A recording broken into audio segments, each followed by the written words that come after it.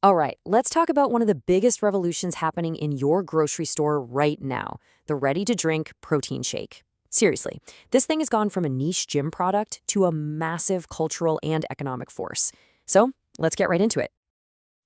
For the longest time, when you thought of a protein shake, you pictured a giant tub of chalky powder, a shaker bottle, and, well, a bodybuilder. It was a very specific thing for a very specific crowd. Yeah, that's not the case anymore, not by a long shot. Today, the market for just the ready-to-drink protein shakes in the US is worth a staggering $1.68 billion. Let that sink in. It's moved out of the specialty shops and right into the main refrigerated aisle of your local supermarket. So how on earth did that happen? Okay, so first, let's pull back and look at the big picture.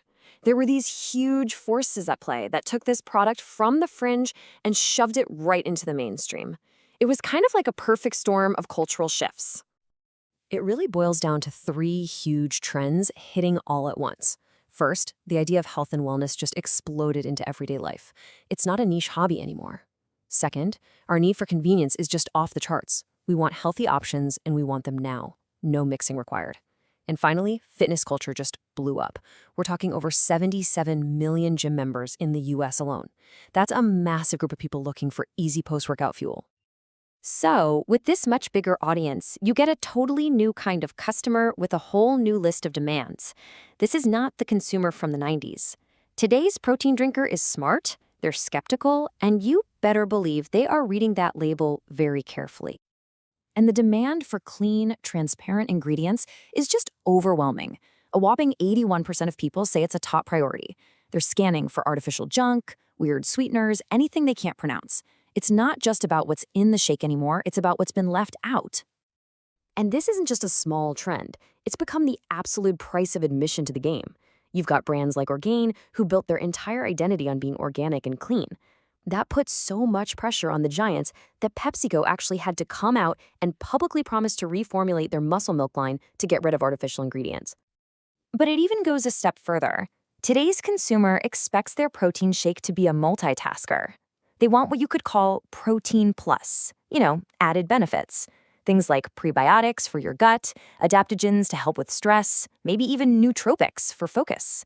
The question has totally changed from how many grams of protein to, okay, what else can this do for me?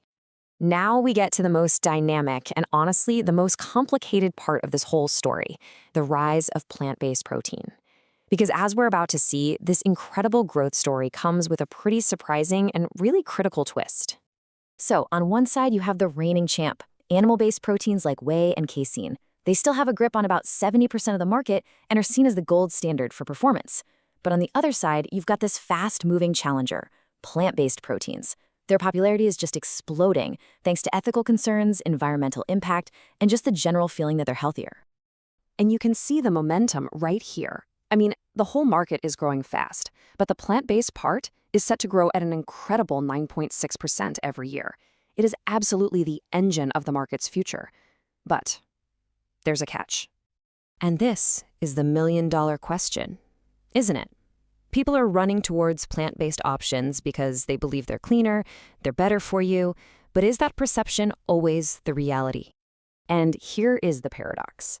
A bombshell study found that a ton of protein products, and especially the plant-based ones, had concerning levels of heavy metals like lead.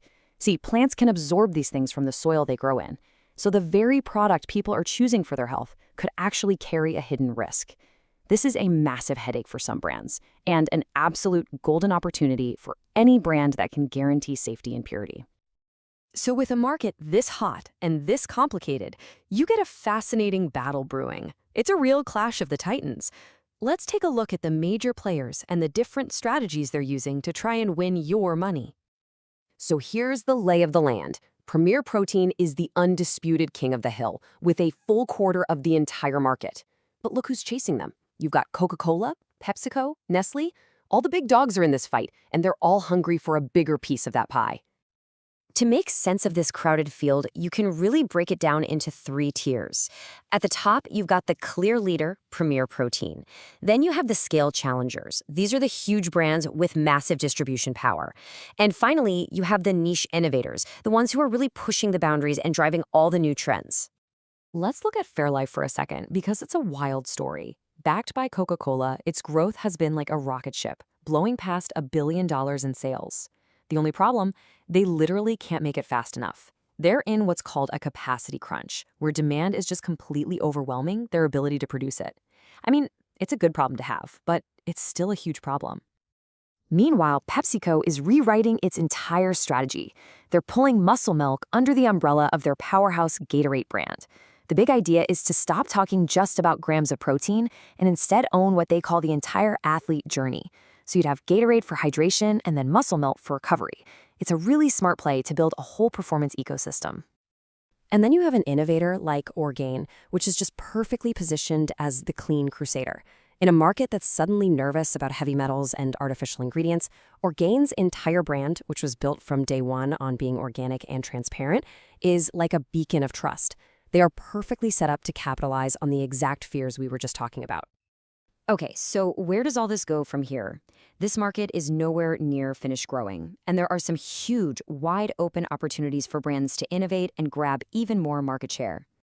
The next big frontiers seem pretty clear. There's huge potential in targeting new groups. Think seniors, women, or teen athletes. Brands can go deeper on those functional benefits, like adding ingredients for brain health. And for goodness sake, we can innovate on flavors beyond just chocolate and vanilla. And a massive one is sustainable packaging. That's a huge win for eco-conscious shoppers. But, at the end of the day, after all the fancy marketing and new flavors, the real secret to winning is supply chain resilience. The Fairlife story taught everyone a powerful lesson. In a market that's booming this hard, you just can't sell what you can't make. Being able to reliably get your hands on clean, high-quality ingredients and scale up your production, that is going to be what separates the winners from everyone else. And that kind of brings us to the big final thought here. As these products get more and more specialized, more functional, more targeted, are we even talking about a simple shake anymore? Or is this the real future of protein? A convenient snack, a functional drink, or maybe even a form of personalized medicine you can grab from the cooler? One thing's for sure, this revolution is really just getting started.